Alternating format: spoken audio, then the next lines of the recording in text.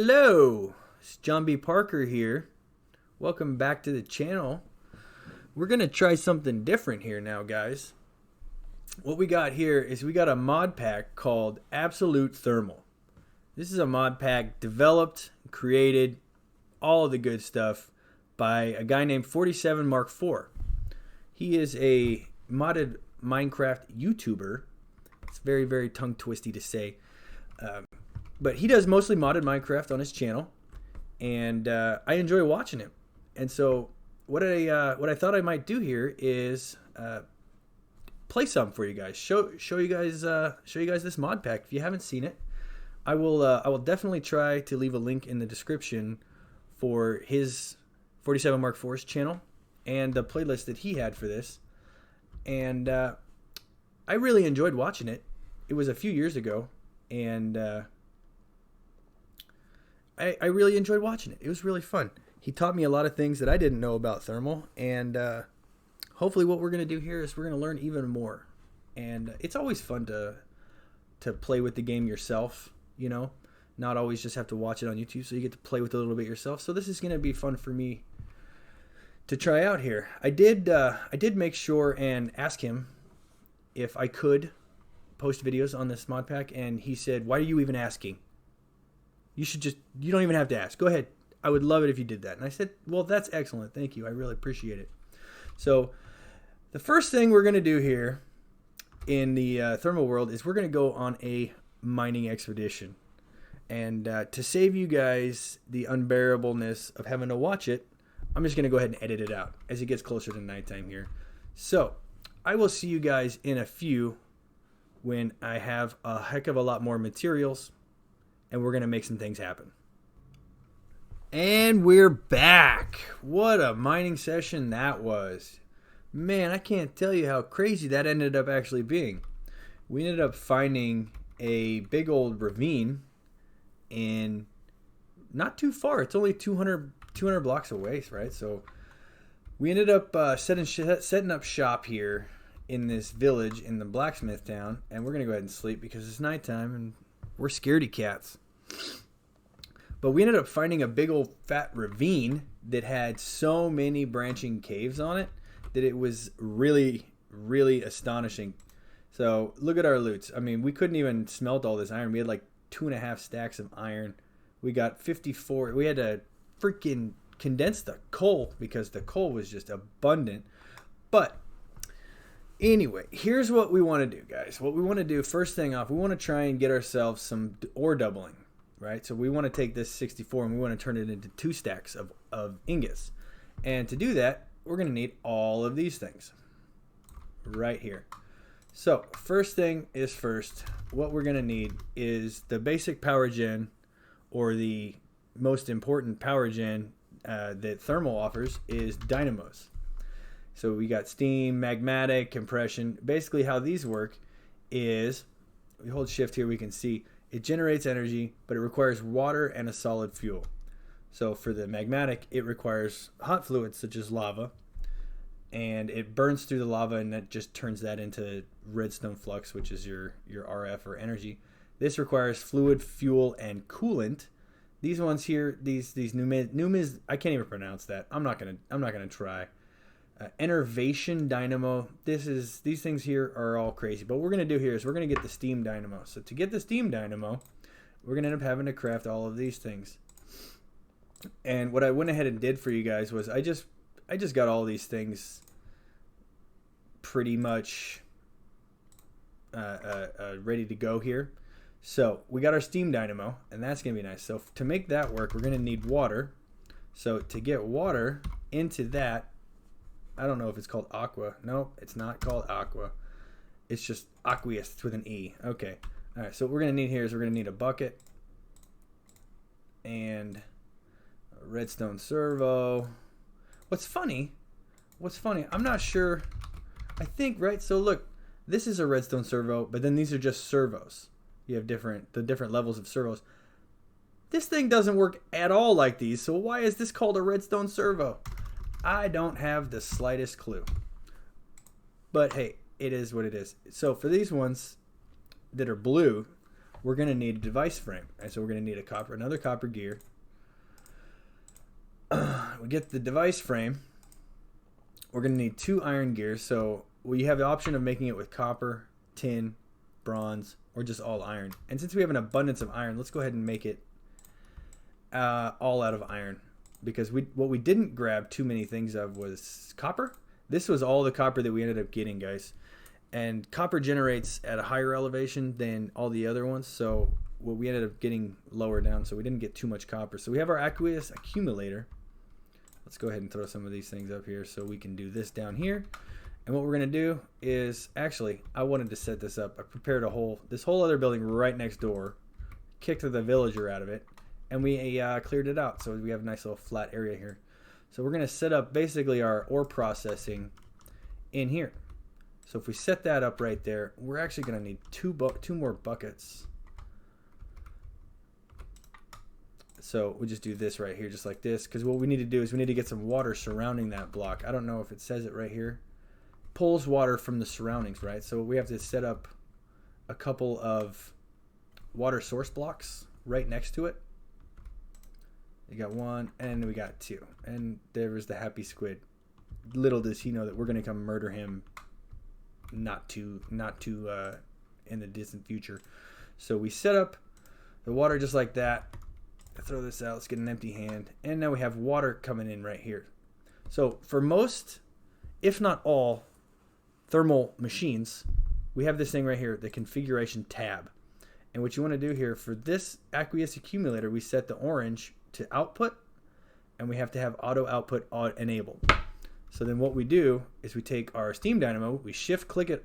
Oh no, that's a shame. I can't believe that that didn't get fixed.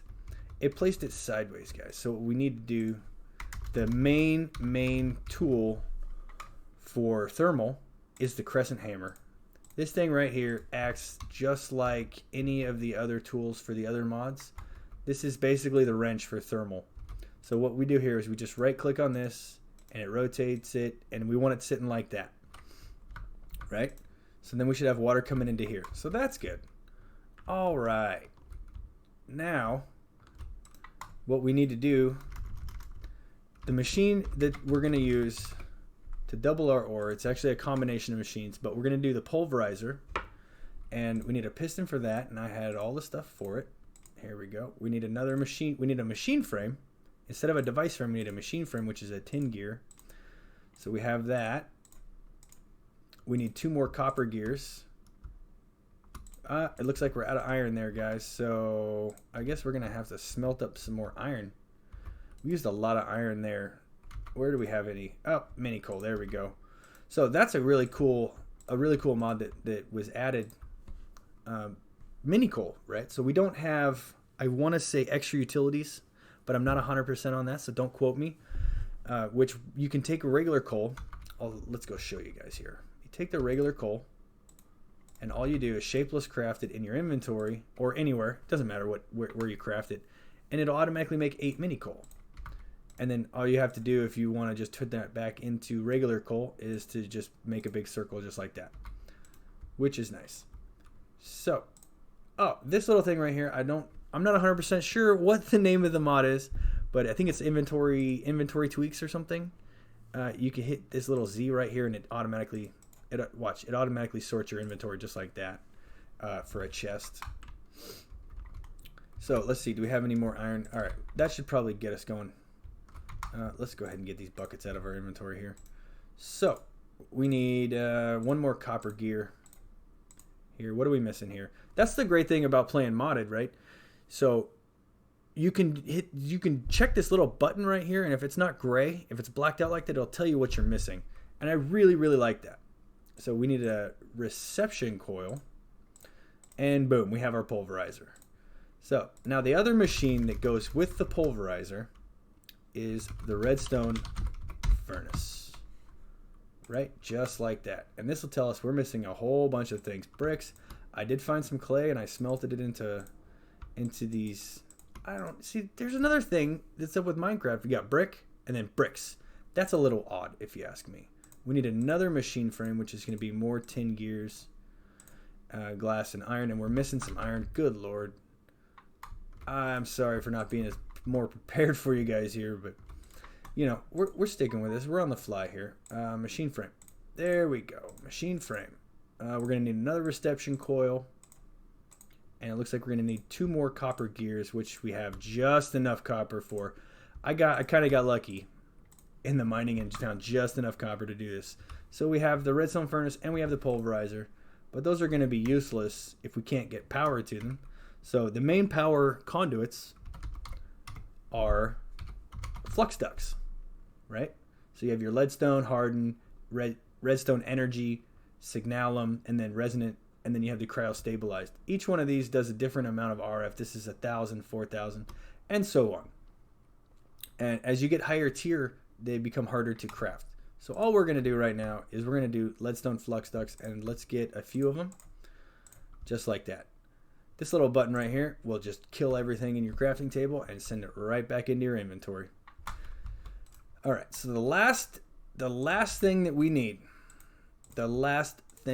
here to get this set up here is a couple of chests, right? So we're going to go ahead and get rid of you, and we're going to put the pulverizer and the redstone furnace. Here we go. All right, so, well, we forgot the solid fuel, which is, of course, going to be coal, but we're going to use coal blocks because you actually get a better return on your coal if you do that. So I believe it's somewhere in the neighborhood of, I'm not sure about the exact numbers, but if you hit U on your keyboard, you can see all the uses for coal blocks. And if we look at here at fuel, it'll smelt 80 items. And if you look at just regular coal, it smelts 8 items. So for 9 coal, you get an extra 8 items smelted. And it works the same in all of these things here. So now we throw the coal in, we have the water. It's automatically continually pumping from the aqueous accumulator that's underneath the water here. So we have power. So what we're going to do is we're going to set up our flux ducts like so, and we're just going to run these across the top just like this. That area just leads to nothing in the backyard. So I don't really care about the water, and I'm not sure, can we? We can still open the chest if it's underneath there. So that's good. So we set the chest down, and then we set the pulverizer down. It's getting power. So now if we shift left click on the center of this, it will get rid of all of these things here, all of your sides that it sets. You want to make sure that auto input is enabled and auto output is enabled. And we have the chest on the left, so we're going to input from the left. And what we're going to do here is we're going to go, we want both of these to output to the right. Now, the most important step to this is you put a chest in the center. You want every single thing that comes out of the pulverizer to output to a chest. If you have it directly outputting to the redstone furnace, what'll happen is when you put some ores in here, every now and again you have a chance at getting a byproduct, which is this little square right here. And what happens is if you have the redstone furnace directly next to the pulverizer will stop working because it cannot output this secondary byproduct into the redstone furnace because the redstone furnace doesn't want to cook it. So we set these sides up here. We got the input on the left. We're going to output to the right. And then we set up our last chest. This is going to be our chest where all of our ingots end up. So it's becoming night again. That's going to be scary again, man. I'm still not ready for the nighttime. So we have iron, we have tin, we have some nickel here, which is nice. And all we're going to do here is we're going to just dump all of these ores directly into here. And because we set the machine up properly, it's going to pull the ores and it's going to pulverize them. And what we're going to end up getting is, I might not be able to catch it. I didn't catch it. And here we go. We got pulverized nickel.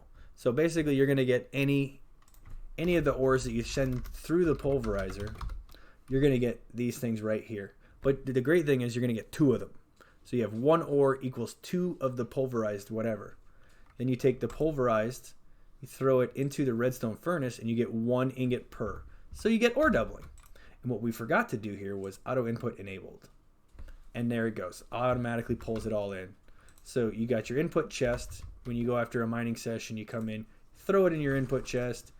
Pulverizer goes to town, sends every single thing out to this buffer chest, which is, I like to call it a buffer chest. A lot of people call it that. And then the redstone furnace will pull in just whatever it can cook, only what it can cook. And then it'll export or output all of your ingots. So that's cool. And I actually think what happened was when we pulverized the tin, we got a pulverized iron as the byproduct, right? So that is one case where it is actually okay. The redstone furnace will work on those. So that's basically it. And this, I'm not sure what we're gonna put up here. We might put some more stuff. This is all just temporary, guys. We're obviously not gonna play the entire series in the village. I have some ideas about what we're gonna do for a main base coming up pretty shortly, actually. So that's pretty much it, guys. So I really appreciate y'all sticking with me here and watching and checking out the pack. And I know a lot of you have actually probably already played this pack, but can we make the jump? Oh, we cannot make the jump. Anyway, like I said, I appreciate you guys very, very much, and I can't give enough thanks to 47 Mark IV for creating this pack and giving me the permission to make videos about it, because this is his pack. This is his baby right here. This was the very first mod pack that he created that has the absolute title on it. As you know, most of you all know, he has created probably 4 or 5, I'm not sure about the number, mod packs that have the absolute title, and they all usually focus on one specific mod. And I'm deeply honored that he let me show this mod off to any of you guys who haven't seen it before. So this has been fun, guys, as we get attacked by a creeper here. Run away! Run away! All right, guys. Thank you so much. I'll see you in the next one. With